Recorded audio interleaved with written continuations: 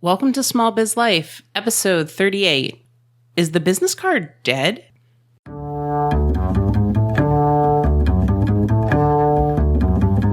Does this sound familiar? Oh my god, I have so much to do today. Don't forget to breathe. But I have almost 400 emails in my inbox and 30 phone calls to make. Have you looked into getting a virtual assistant yet? Oh, and I need to schedule all my social media posts. Did you drink anything today? I had coffee. Did you eat today? Did I mention coffee's a bean? This is Small Biz Life.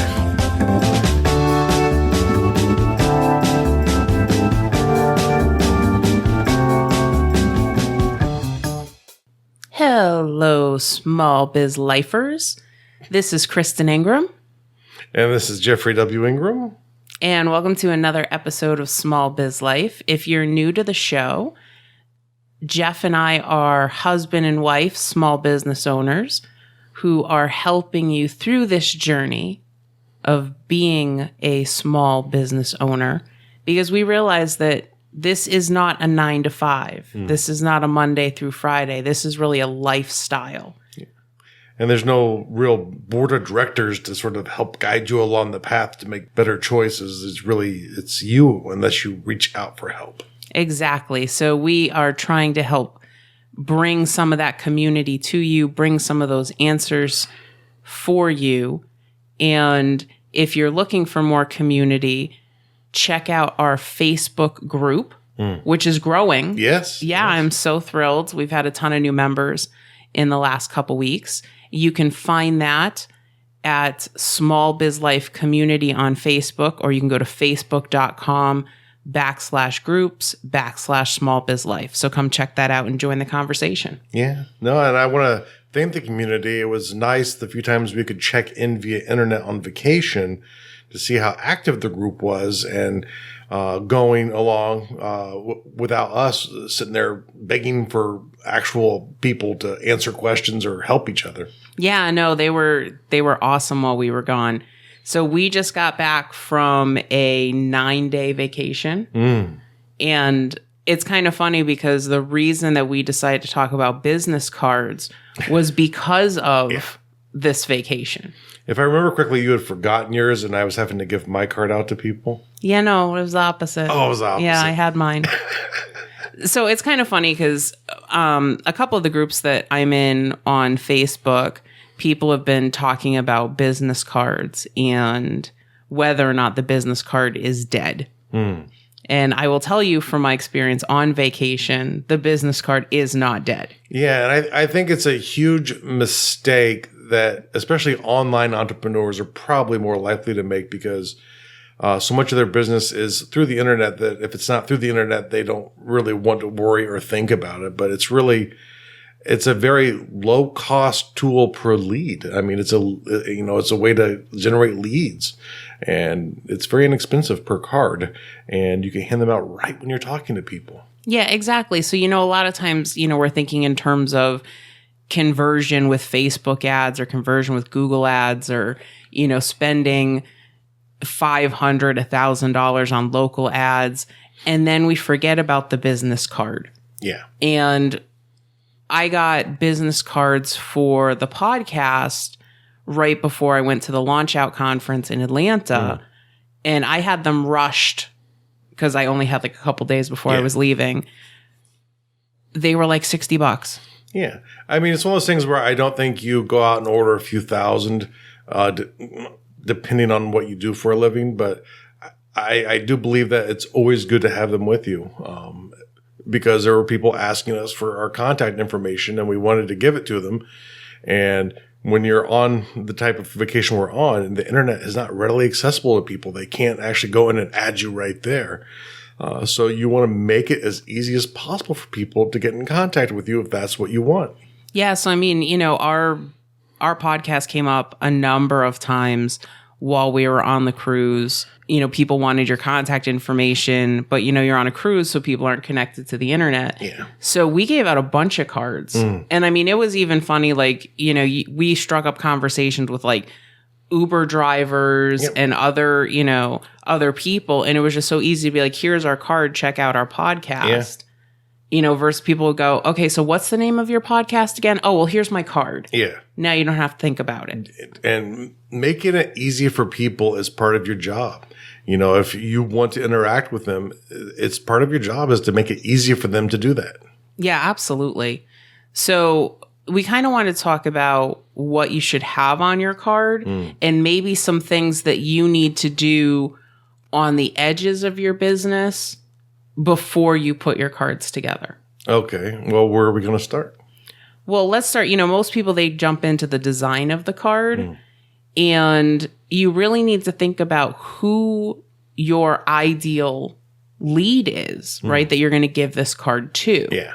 And so I think a lot of people, they jump to business name, business cards, website without thinking about who their target person is. And I think that's very important because I don't think that you only market to your absolute favorite person in the world who you think is going to do the most business with you. But when you create your marketing, unless it's specifically designed for a group that is parallel or close to that, you want to always target it towards this individual, this person you have a name for. Well, and that's the reason that it's so important is because when you're developing a business card, you have to determine, do I want to have a fun business card? Do I need a serious business card? What is this design going to look like? I've seen a lot of people that they're doing really outside the box things with their business cards. I've seen authors that have business cards that look like, remember the old library system where there used to be that little piece of paper in the back of a book and they would stamp it with the due date? Oh, that's cute. Yeah. Yeah. So I've actually seen like authors that have cards that look like, that little piece of paper. I was just talking to a business owner recently that's in the apparel business, and hers actually looks like a clothing tag. So you can do some really creative things with business cards now, but you have to determine, is that going to attract your ideal customer or is it going to push them off? Yeah, I think a great one is now you can create those scan codes that will act as a URL. Someone takes a picture of it and it can take them out to a web address that you want them to go to. That's nifty. However, if your audience is not very technologically savvy, they're going to sit there and go, why is there a scan code here? Or what's this weird square bubble? It looks like it's a UPS package. It could be just, if anything, it could cause confusion. So once again, always make it for your ideal avatar. It won't be perfect for everyone, but if it falls into that person's hand, you want it to speak to them and you want them to respond to it. Right, exactly. So one of the most important things that you're going to put on your card other than your name is your title. I don't know. Well, because if you think about it, right? So, when somebody picks up your card and they read the name of your business and like, okay, I remember this person. Now, what do they do for this business?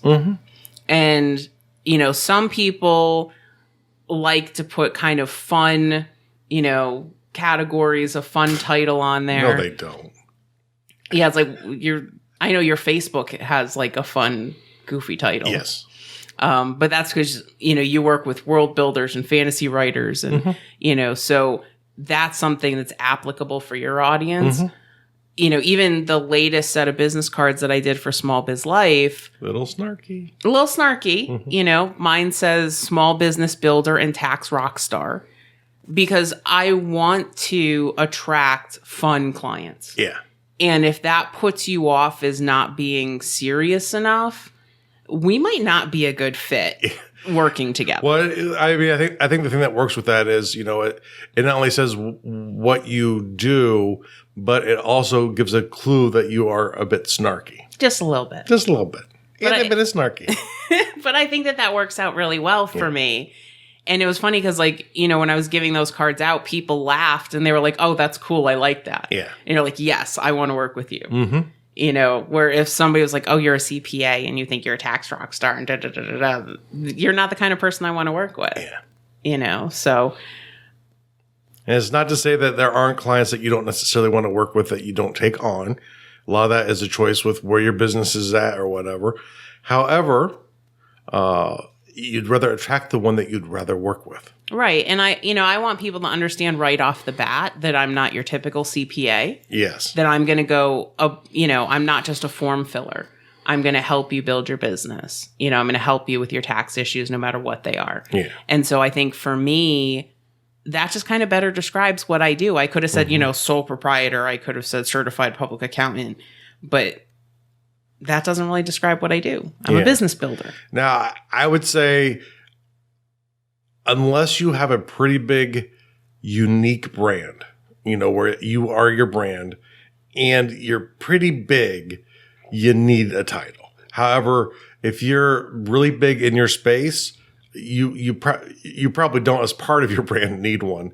But I'd be interested if Michael Hyatt or Brendan Burchard or Jeff Walker are listening. Send me your business card so I can see if you actually have a title on there or not. Because those guys are pretty big, and if you got a card that said Michael Hyatt, you don't need that. But here's the thing. There are people he works with, I'm sure, who do need that, though. But think about it, though. It's like I've talked to people who don't know who Michael Hyatt is. Well, he isn't by no means a universal brand. Right. So the thing is, I think no matter how big you are, you need to have something on your card that indicates what you do. So probably more like speaker or I don't know what else you would put down for what they do. Well, but that's the thing that's really hard, because when I'm working with small business owners, they're like, well, I do everything. And it's like, okay, so then what does your business do? Yeah. Because... Yes, you don't need to put down the bookkeeping. Right. Unless you're doing bookkeeping for clients. Right. But, I think it's important because sometimes we name our businesses in such a way that they make sense for us, but the average person looking at our business name, they really don't know what we do. And how many times, did we make that mistake? Because your first blog, which some people, if they're around in New Kristen back then, might have known Payment Free Life, which was a pretty good name for what you were doing there. Before that, it was called Clean to Cash, which we both just loved to death. But a number of people who even knew her a little bit were like, what does that mean? Yeah, they thought that it was... like clinging onto, which we're playing off of, but it's her initial K, then L, her middle initial, then ING, the first three were names. It was kind of like the word cling, but it wasn't meant to tell people to be cheap. It was meant to tell people how to get a payment-free life. Right, which is why we rebranded it to Payment Free Life. Look at that. Especially for people that are using like their name as their business name, like we own Ingram Digital Media, which kind of tells you what we do, but doesn't really tell you what we do. So like a business card for that. Might say podcaster, writer, exactly. Speaker, super person. I'm Batman. But that title is really important for not only letting people know what your business does and what you do for it, but also it sets a tone of how you're going to interact with them. Exactly. And be honest, if you're like a salesperson and that's what you do for the business you work for or that you run, maybe you generate leads and have other people perform the actions, be honest and say, hey, I'm the salesperson here. And maybe you have a snazzier name for it that you come up with, one that you think fits better for your avatar. But don't trick people and just be put something up there that really is sort of like, a bat like Cling to Cash, as a title. Clinger, would be a bad title for, anything because it's not what you do. Right. And, the other thing that I would kind of steer you away from is, trying to use corporate terms in order to describe, so I see a lot of people that they're like, I'm the chief innovation officer. I'm the chief motivator. Those kind of things, I'm going to be honest, it kind of makes you sound like you're trying to be bigger than you are. Now, the only time I would disagree with that is if you're, and even then, I don't think I would use those terms. But, if you're avatar are like small, medium, or large corporations, they might make sense. Right. If you're actually a chief executive officer, you have other people who do the work and you interact as the executive of your company. That's fair if your avatar is a corporation, but it might put off certain small business owners. So if they're your target, once again, that's why you got to know your audience. Right. Because they will let you know if it doesn't work for them. I know certain clients that have passed through our household and who would probably cringe if someone told them that they were a chief something, unless it was completely an obvious joke. Right. But, I think the thing is, it's like, if you say that you're the chief client life transformation officer. Okay. All right. It's kind of snarky, but I think it might be a little off-putting, for some people. I mean, just tell them what you do. Yeah. It's like, and you can be snarky if you want to be, and you can not be snarky if you don't want to be. There's not a right or wrong there outside of what your audience thinks. And sometimes I have a lot of fun. Like, I forget what mine is now, like chief BS officer or something like that. Well, there's a lot of, there's BS circulation. So that kind of makes sense. Well, that goes along with the thing is I'm a fiction writer. I lie, That's right. And so I am the chief liar for my fictional site because I'm, the only writer for it, but I do have a co-host. There you go. So see, who I gave another pay raise to this week. Wow, that's exciting. So the next thing that we should look at is what contact information should you put on your cards? And this is really dependent on the type of business that you are. And the level of service you wish to provide. Right. So, for a lot of business cards, you don't need to put your address on it unless you have like a storefront location that people can go to at any time. If you want an address for people to communicate with you you should probably have a P.O. box if you don't have a storefront, because it could be confusion. They're in your town. They go to your address because they want to interact with you at your business, and your business is your home. Right.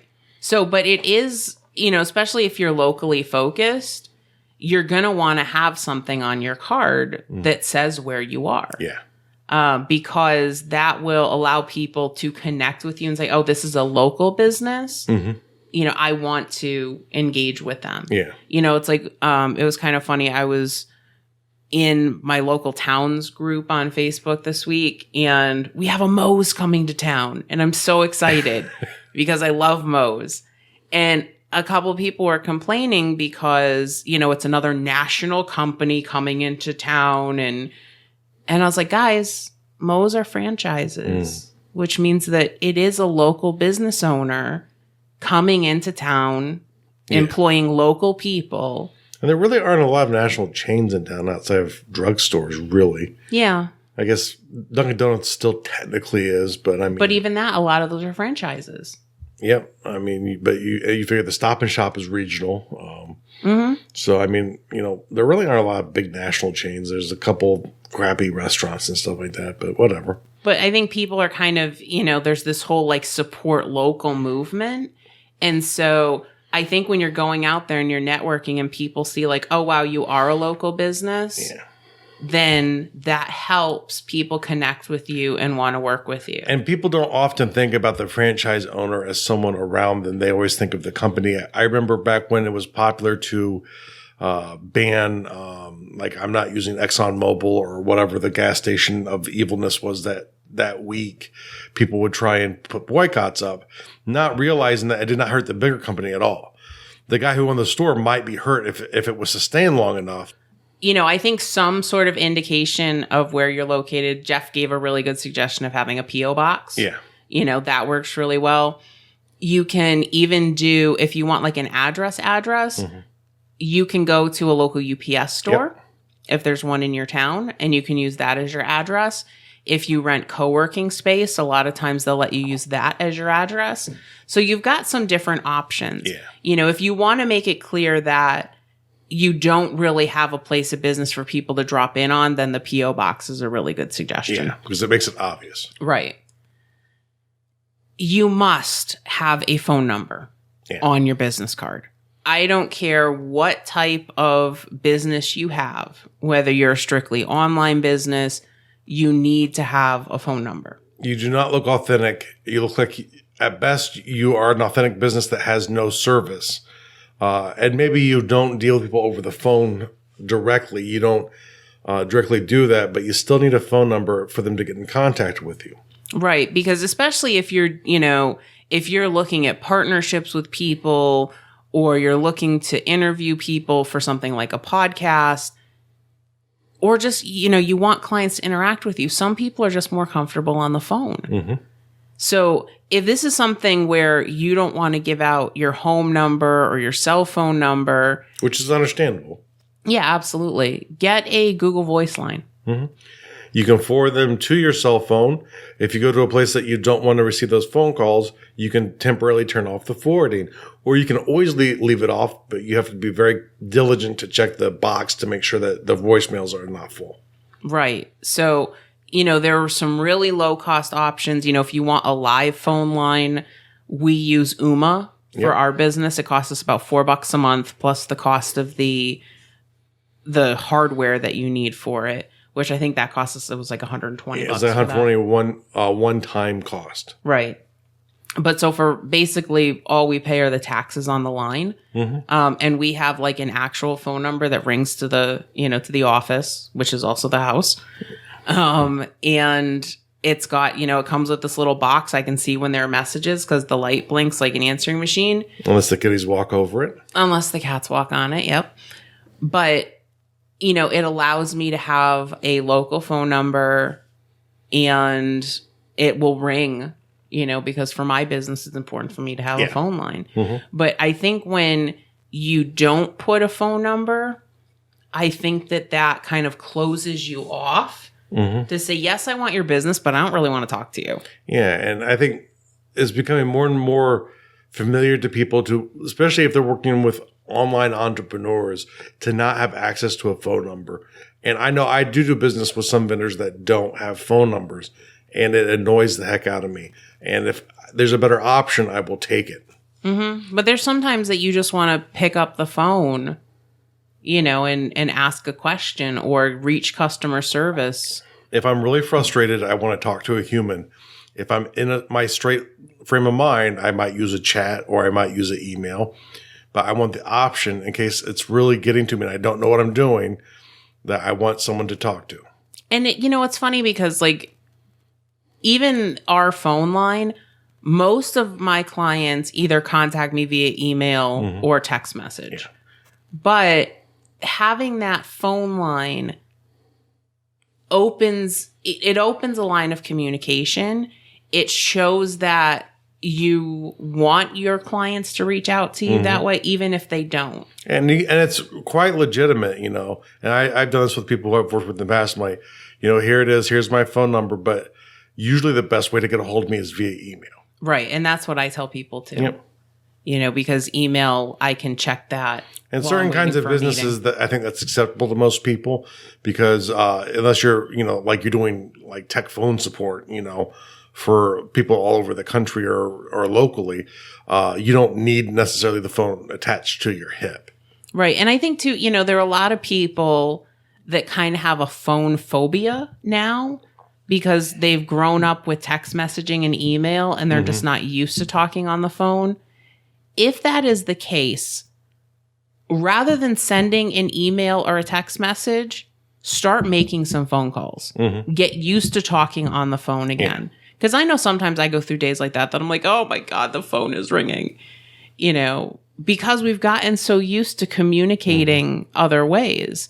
So if you have the option to make a phone call rather than sending an email, do it. And here's a quick free phone tip. If you like me and a lot of the work you do is concentration heavy, don't be afraid to turn the volume off on the phone until after you're done doing what you're doing that needs the higher level of concentration. Because if it rings, you're trained to pick it up.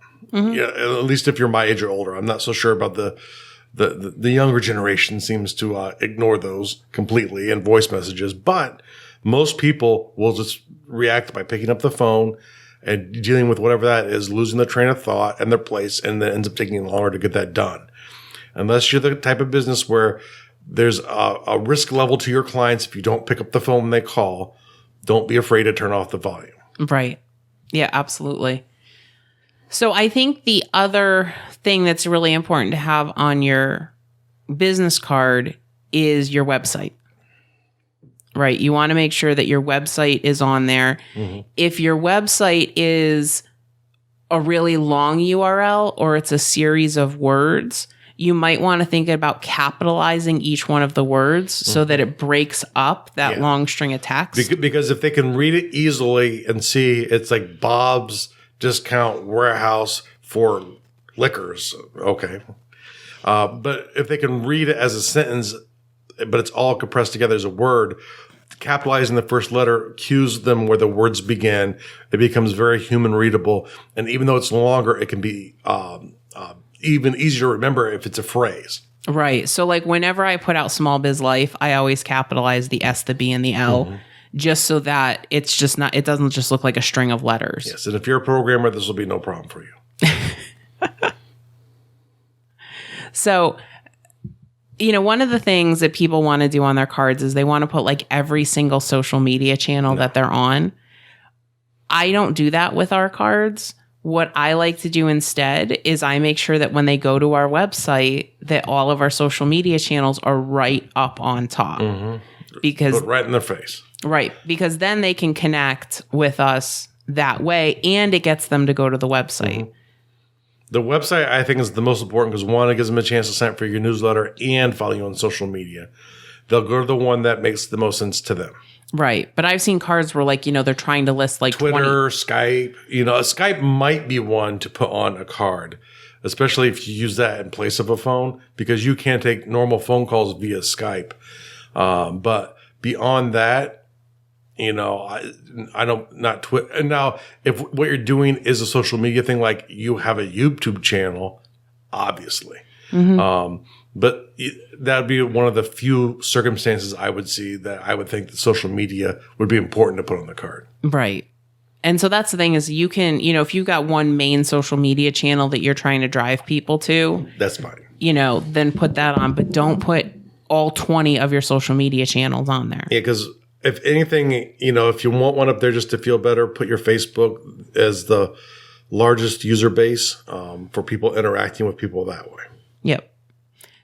Now, one thing I think a lot of people don't do well with their business cards is they don't utilize both sides of the card. So, you know, you've got this whole other side of the card that you can put stuff on. And, you know, the cards that I just got, you know, rushed from Vistaprint, you know, for $60 had content on both sides of the card. So it doesn't cost a tremendous amount of money to have content on both sides. A tiny bit more for ink. The paper is the paper. Right. So, you know, what we did with the Small Biz Life cards is I put like our logo on there, the one that we use for YouTube, that says, you know, new episodes every Monday. If you're a service-based business, put the services you provide. If you are an author, put your latest book on the back and how people can get it. You know, use that as another selling device to remind people, oh yeah, this is why I connected with this person. This is why I wanted this business card. And especially if there's a product you're trying to push to them, having it on the back side is not going to hurt you. Right, because they're going to see it. You know, and it's funny because most people, they automatically look at both sides of the card. When I hand people the card, I actually hand it to them with the Small Biz Life logo up, because I know that they're going to turn it over to get my contact info. So then they know, oh yeah, there's stuff on both sides of the card. And my first impression when I'm networking is to get people to listen to the podcast. It's a really good way to use that extra space so that you're not cluttering up the front side of the card. Because that's the other thing too, is you want to make sure that your card is readable. Yes. Size 0.06 font, hard to read. Right. And so you want to make sure that you're using a font that's easy to read in colors that are easy to read. Make sure that there's a lot of contrast between the color of the card and the text on the card. I want to reiterate, make sure everything that you have has high contrast. If it does not, people with vision difficulties will struggle to read anything that you ever give them. And besides some of them being annoyed and maybe complain to you, the bigger problem are the ones who do not complain to you, who just walk away because they go to your website and the text is almost the same color as the background. Right. So you want really high contrast when you're developing your website, your business cards, your Facebook. Everything that you do needs to be high contrast. Make the font as large as you can while still preserving white space. Yeah. And if you're horrible with that, show the design before you have it paid for to other people to get their opinion. Do not be afraid to use a graphic designer if you're not good at it. Some of these sites like Vistaprint, you just go find a template you like and the white spacing will be pretty good. Mm-hmm. The font selection will be pretty good. And along with that, make sure your font is readable. There are a lot of very cute fonts out there, and a lot of them are nearly impossible to read. Yeah, I think that that's super important. People don't just, a lot of times people just think like, oh, well, I don't want the standard block text. Like I'm going to do something in cursive. I'm going to do something that's flashy. Mm-hmm. And it may make it completely unreadable. Yeah. Make sure when you review, like, especially if you're working with a graphic artist, they're going to send you this gigantic version of it because they're going to probably create it in a scheme that's larger than the actual card. And then they'll shrink it down to turn into the card.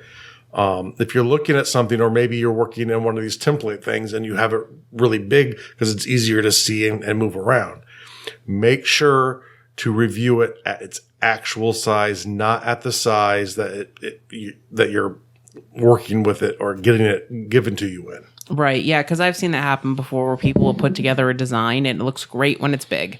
Yeah. And then you shrink it down and you're like, wow, this is completely unreadable. Yeah. And that's an easy one to forget too. It's like, I know when I was first doing podcasting and I would look at other people's logos for them, I go, oh, that's great. And then some person would put up a thing going, this is what it'll look like in iTunes. And it like would all disappear. Yeah. You're like, oh yeah. Yeah. And that was one of the things we were really conscious about when we did the design for the Small Biz Life podcast logo, is that we wanted to make sure that it really popped. And Lena Lizer, who is the designer for the website and the logo, she did a really good job making sure that popped when we saw it, because that's one of the things is like, you take it and you make it really small and you put it over somebody else's podcast logo up in iTunes and you're like, all right, this is what it would look like. And, we were thrilled with the way it looked. So, that's the thing is like, when you kind of get your design in place, like pull out some other business cards that you have and say, okay, would this kind of pop in the pile? And that's why like when I did the Small Biz Life business cards, I actually took the orange from the logo and the green from the logo and I just did it on a white background, so that way people would get familiar with our color scheme. Yeah. And there's also a thing to keep in mind too for your products that you have thumbnails for all over the place too. If it looks great, big, awesome. But if I search for 500 things in Amazon and it's one of them, does that one pop out? Mm-hmm. Yeah. I mean, it's the same rationale for like, if you're doing a book, or you're doing some sort of media piece and you have a cover for it, you want to make sure that cover pops. The vast majority of people want to interact with your stuff via the thumbnail size, not the actual size. Right. Which is really funny too, because I think like Apple, you have to give a gigantic image to them. It's like 1400 by 1400. Or maybe even 1900 by 1900. It's large in the scope of a computer image, the size of a monitor, but most people will only ever see the actual thumbnail. Mm-hmm. Okay. So the most important thing. So now that you've decided you're going to have a business card, you've laid it out, you've gotten it printed. The most important thing, which Jeffrey's pretty terrible at, have business cards on you all the time. I keep telling Kristen this, but she never listens to me. So like, it was funny. Like we were on the cruise ship and people were like, oh, wow, your podcast sounds really cool. And then like, you know, they would ask me about a couple minutes later. And we were fortunate because where our cabin was on the cruise ship, it was literally like a 30-second walk, you know, between where we usually hung out and where our room was. I kept my business cards on me after that all the time. Yeah. Because people will ask you again and again. So what was your business again? What's it called? Where do I find it? Here's a business card. There you go. You know, so, and you never know. Like I've been talking to Uber drivers, you know, who are small